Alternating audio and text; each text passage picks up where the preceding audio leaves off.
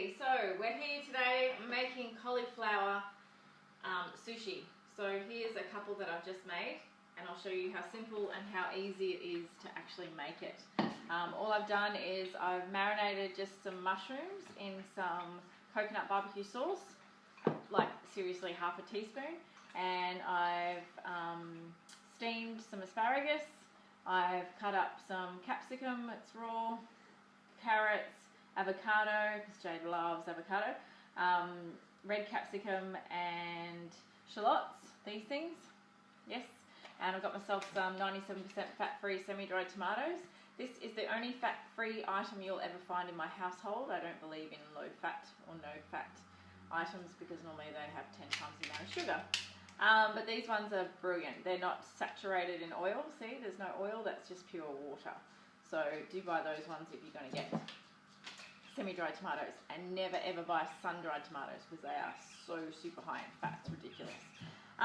Yeah, so what I've done is I've cut up my cauliflower, just half a cauliflower, and then I've put it into my blender, which is here, and blended it up. It took 2 minutes to do the half because I did it in two increments, and literally so far I've only spent 7 minutes in prep time. Alright, so what I'm going to do, same as normal sushi, always have wet hands. You've got to make sure your hands are wet, otherwise it just doesn't work. And you guys aren't eating this, so it won't matter that I'm using my hands, but my kids are eating it, but they're not here, except for my cameraman, Sienna.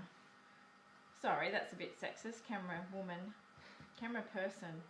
Alright, so what I'm going to do is just spread it out like you would normal rice. And the reason why I'm making this, and it's not because I'm a carb phobe, because I love my carbs and I eat, you know, shitloads of carbs every day. It's just because I've purely run out of rice. And we're also having other things with this. This is just not our dinner. We're also having a stir fry and cook up some edamame beans as well. Alright, so I'm going to do this one with mushrooms, layer them across. That coconut barbecue sauce actually gives it a really lovely fragrance, those mushies. And I always put my mushrooms out in the sunlight, upside down, to absorb vitamin D. So I've been doing that. And some carrot, maybe a little bit of avo. So this is perfect if you just want something light, even as a snack. You can afford to put a little bit more fat on because you're not having carbs. But generally carbs and fat are not your friend. Alright, wetting my hands again. So I want to keep this video short, but this is exactly what I do whenever I'm rolling sushi. Just get it over like that. I've really chocolate this one up. And of course I managed to do the other one perfectly. And now that.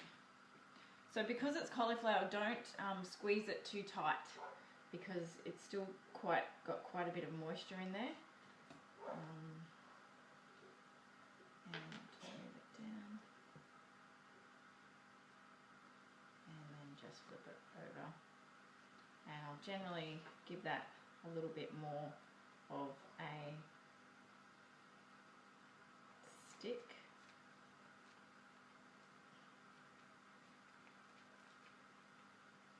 With some water.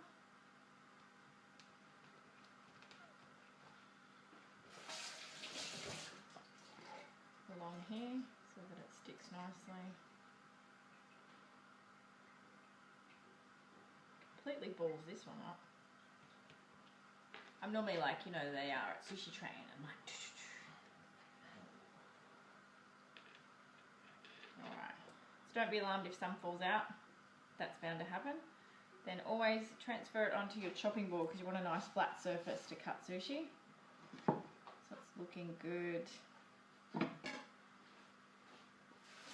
Also, another secret is to have a wet knife So wet knife, cut it. Don't be in a hurry when you're cutting sushi.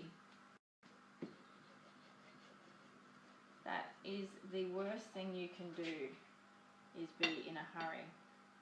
I normally eat the end bits, or the kids are around me when I'm preparing it, and they'll eat the end bits. So you just cut it gently like that. Make it round again.